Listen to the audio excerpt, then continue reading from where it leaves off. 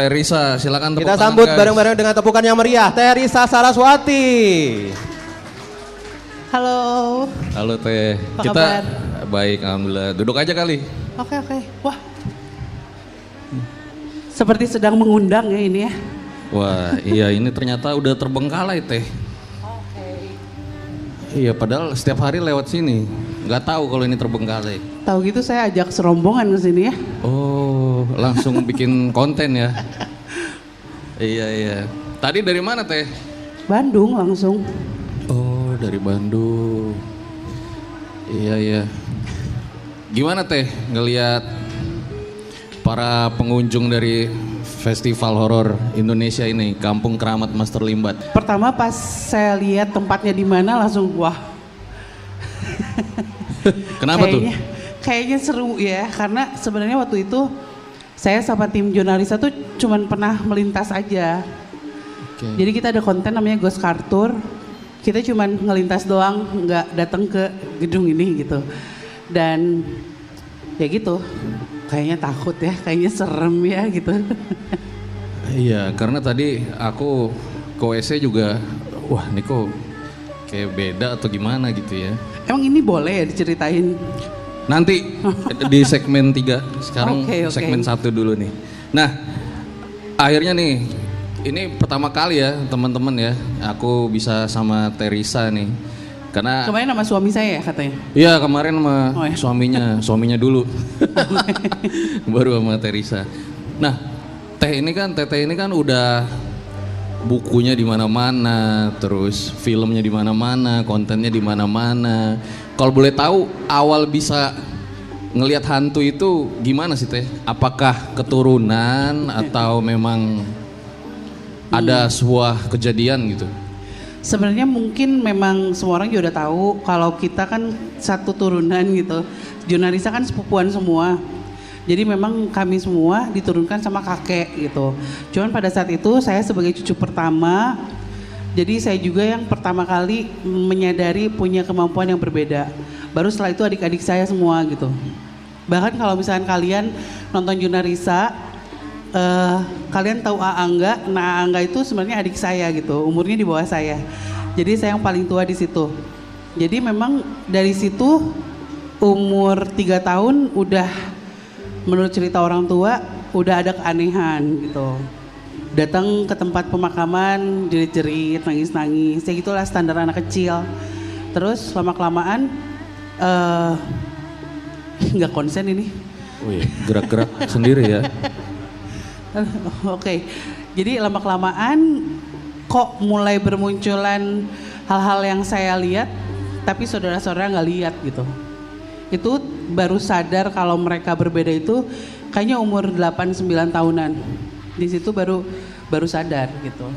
Sosok apa yang pertama kali Teteh lihat? Sebenarnya kalau sosok tuh udah jauh-jauh hari ngelihat kuntilanak gitu. Waktu kecil juga kuntilanak, cuman pada saat itu saya nggak tahu kalau mereka tuh bukan manusia. Jadi nganggapnya ya biasa aja. Kelihatannya karena bajunya compang-camping, kotor, rambutnya berantakan gitu.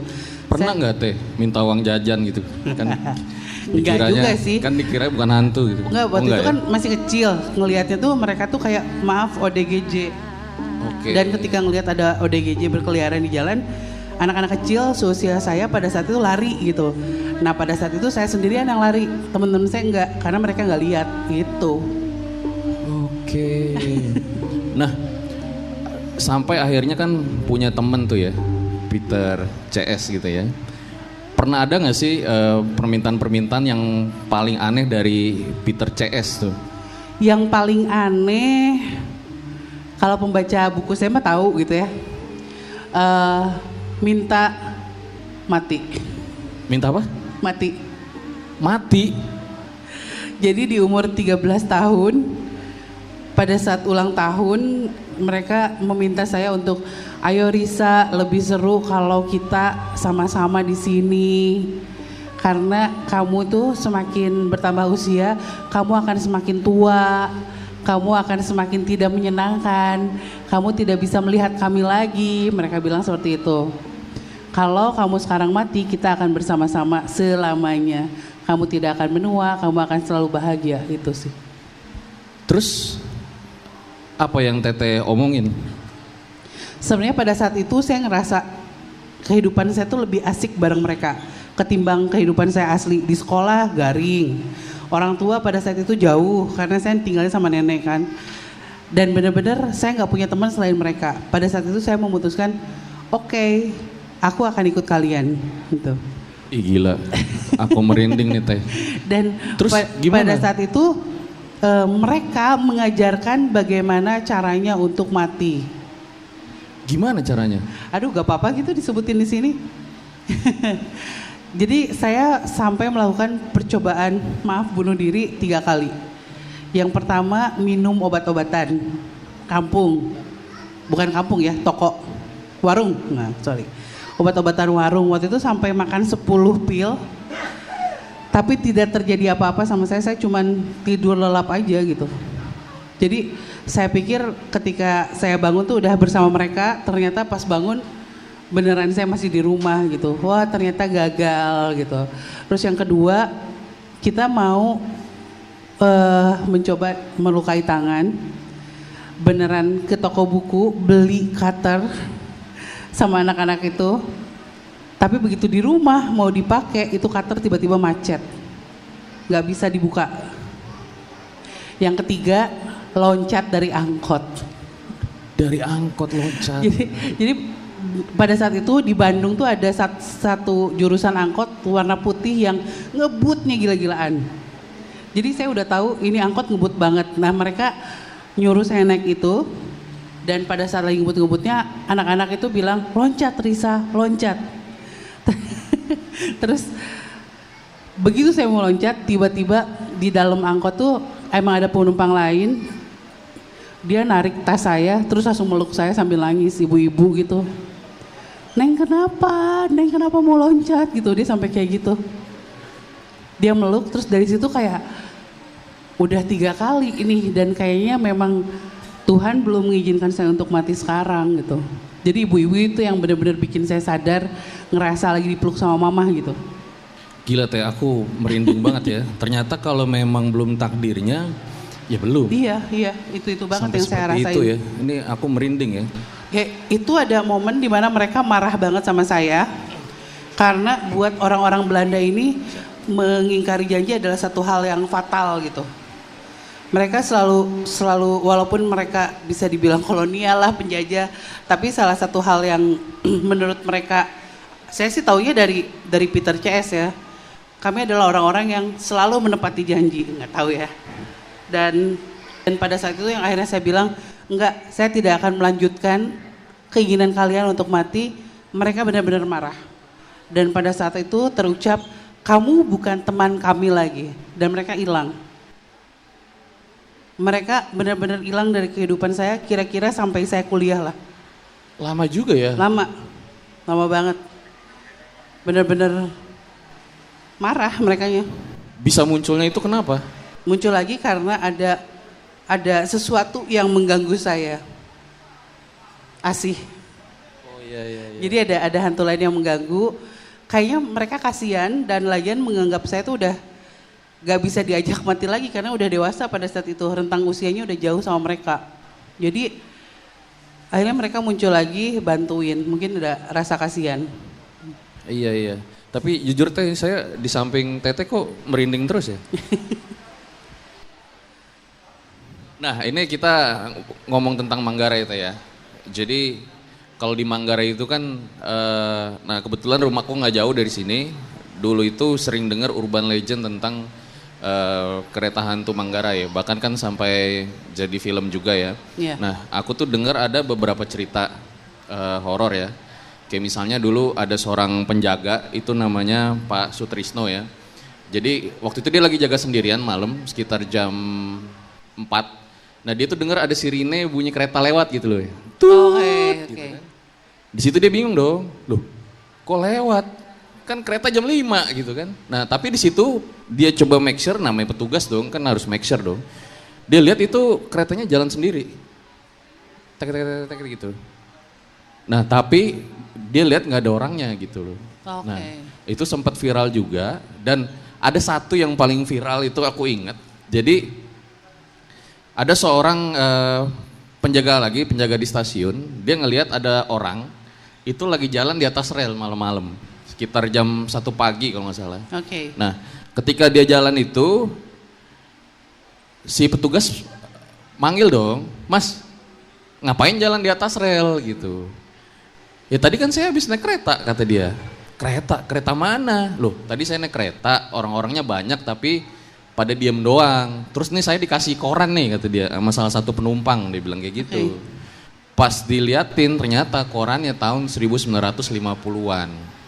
Nah itu kisah kan viral banget tuh Teh dulu. Menurut Teteh gimana pandangannya? Aduh. Menurut saya itu hal yang mungkin aja terjadi sih. Dan biasanya mereka menunjukkan wujud mereka atau memberikan kayak komunikasi dengan manusia itu untuk mengingatkan gitu. Ada hal yang terlupakan mungkin dari tempat itu. Ada yang orang-orang udah nggak peduli lagi, udah lupa lagi. Dan itu kayak pengingat untuk orang-orang yang masih hidup aja gitu. Biasanya kayak gitu. Oke, jadi bisa saja terjadi, bisa juga enggak gitu Iya. ya. Nah, kan kita juga sering tahu Teh ya, kalau misalnya di kereta itu kadang suka ada kecelakaan gitu. Nah, Iya. itu saya pernah wawancara masinis, jadi selama dia berkarir itu suka nabrak orang gitu. Karena memang di SOP-nya kalau ada ya nggak mungkin ngerem dong keretanya kan. Kalau ada ya udah, mau nggak mau itu kan jalurnya dia gitu. Jadi nanti sisanya dari keretanya itu misalnya ada darahnya gitu segala macem. Tapi ini tahun lama ya Teh gitu ya. Nah dari kecelakaan-kecelakaan itu Teh kan kadang suka ada cerita-cerita horor tuh. Tentang ada tragedi di sana segala macem. Kalau menurut Teteh pernah gak sih gitu eksplor ke kereta gitu atau mungkin ada? Pengen banget sebenarnya explore kereta tapi izinnya susah ya. Nah itu dia. Jadi paling kita pernah di mobil mengitari rel kereta api gitu. Di sana banyak yang kita mediasi pada saat itu saya sama saudara-saudara saya. Ya paling banyak adalah korban bunuh diri sih. Bunuh diri? Iya. Karena kenapa tuh Teh? Ya sengaja gitu pada saat jadi ternyata salah satu yang populer adalah rel kereta api untuk tempat bunuh diri. Sebenarnya banyak hal yang masalahnya di luar ya maksudnya kehidupan mereka masing-masing. Cuman menurut mereka pemikiran mereka cara paling pasti mati tidak terlalu sakit dengan menabrakkan diri kata gitu. Gak sakit ya ke kereta ya. Kita bayanginnya aja mungkin teman-teman kan ngilu ya. Mungkin kan langsung. Tapi emang orang kan beda-beda ya. Iya. Entah terinspirasi atau gimana mungkin. Bahaya ini kalau dibahas terus sama bunuh diri. Iya jangan ya, Jangan. jangan. Betul. Tapi ada nggak sih Teh cerita horor gitu ya, yang mungkin Teteh pernah alamin atau teman-teman dari Teresa gitu, yang berhubungan sama kereta? Kan ada yang naik kereta hantu gitu kan? Kalau naik kereta hantu sih enggak ya, cuman ya itu hantu budek inget nggak? Oke, Iya. ya.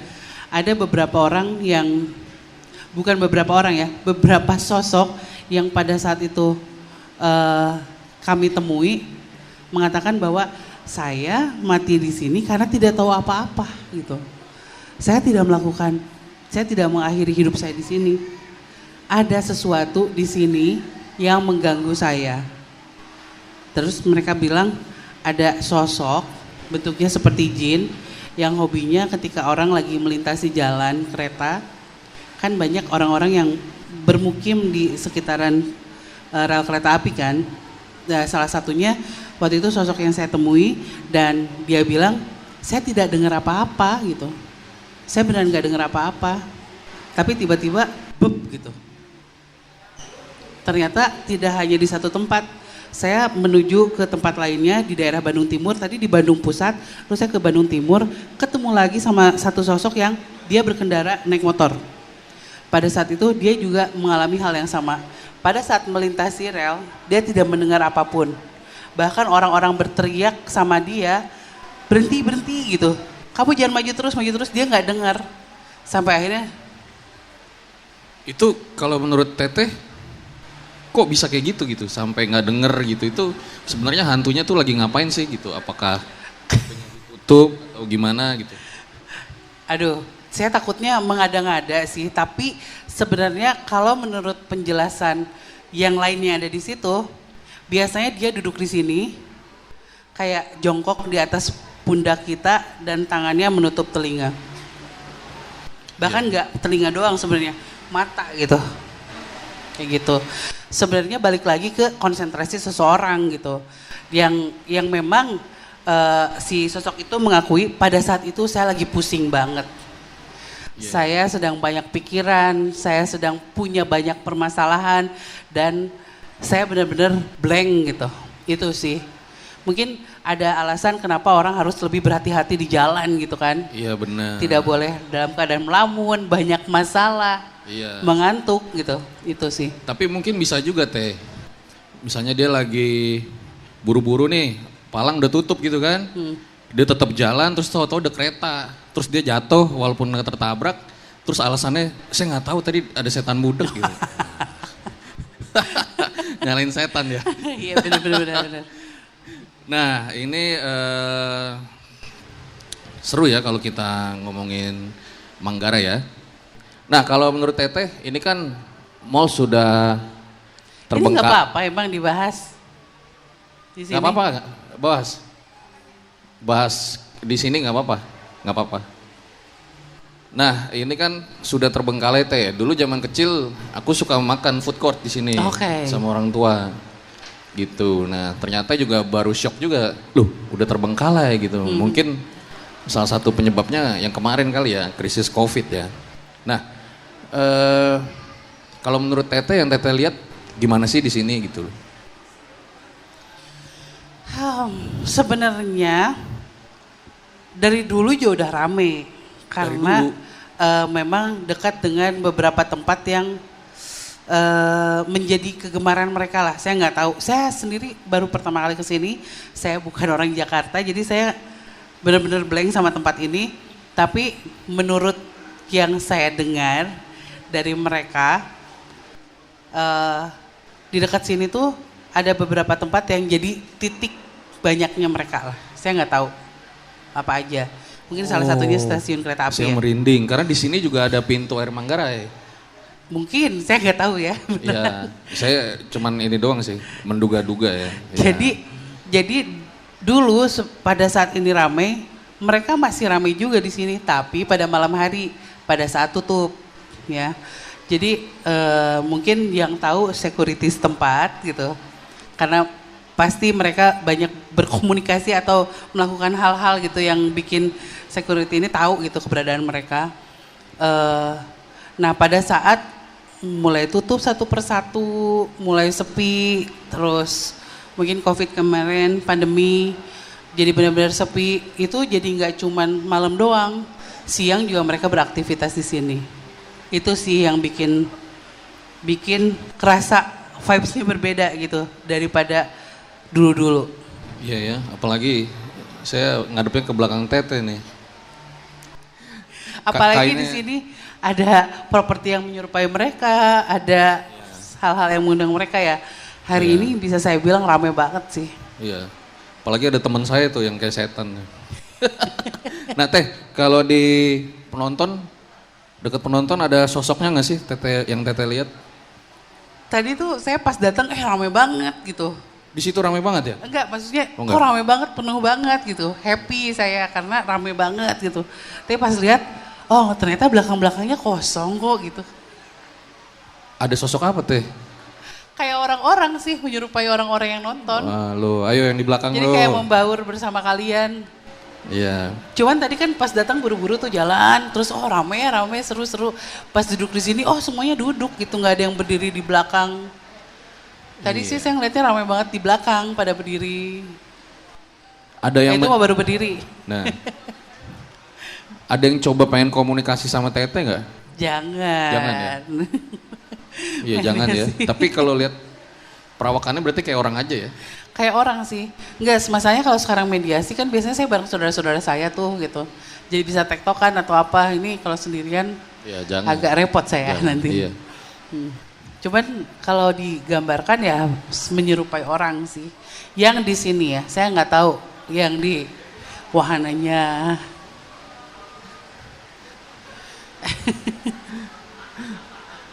Iya. Tapi di sini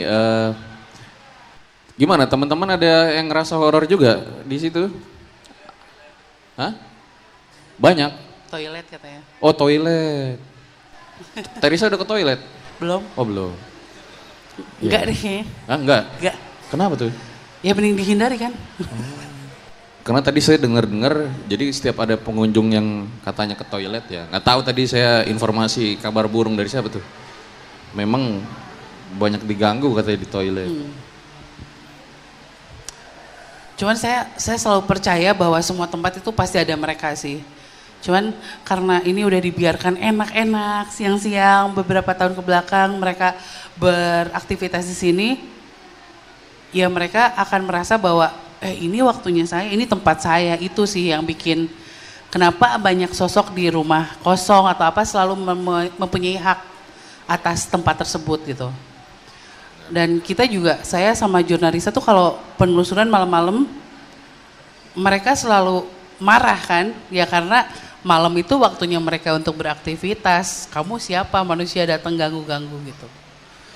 Nah sekarang ini siang juga udah berasa malam untuk sosok-sosok yang ada di sini. Adanya kita sekarang melakukan banyak kegiatan, ya itu salah satu hal yang bikin mereka, ini kan tempat saya gitu. Iya, jadi rebutan tempat ya. Jadi bukan manusia aja yang rebutan tanah ya. Betul.